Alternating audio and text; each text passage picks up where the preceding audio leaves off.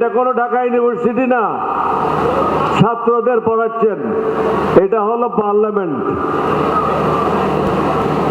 যার যে বক্তব্য রাখার কথা সে বক্তব্য রাখতে পারে না, এক মন্ত্রীর বক্তব্য অন্য মন্ত্রী রাখে। সুতরাং প্রধানমন্ত্রীকে বুঝতে হবে ওই মন্ত্রীকে রাখার কি কারণ আছে, তার যুক্তিকতা কি আছে। ধারাবাহিক না গিয়ে বিরোধী দলের সাথে বসে আপনি নিজেই বলেছেন অক্ষরে অক্ষরে পালন করা হবে। সুতরাং এগুলি পালন করে জাতীয় সমস্যাগুলি কিভাবে সমাধান করবেন, সুশাসন কিভাবে প্রতিষ্ঠা করবেন, দেশে কিভাবে শান্তি আসবে, এই বিষয়গুলি নিয়ে চিন্তা ভাবনা করেন। অন্যথায় কি হবে, প্রত্যেক জেলায় এরকম সমাবেশ হবে না, মিছিল হবে। কোথায় কোথায় সামলাবেন?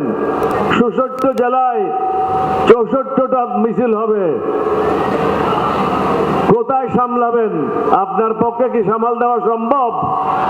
ঢাকাতে হলে হয়তো আর্মি নিয়ে আসবেন, পুলিশ নিয়ে আসবেন, কিন্তু একই সময়ে ৬৪ জেলায় এবং প্রত্যেকটা উপজেলায় যদি হয়, সামাল দেওয়ার ক্ষমতা আপনার সরকারের নাই, আপনার মন্ত্রীদের নাই।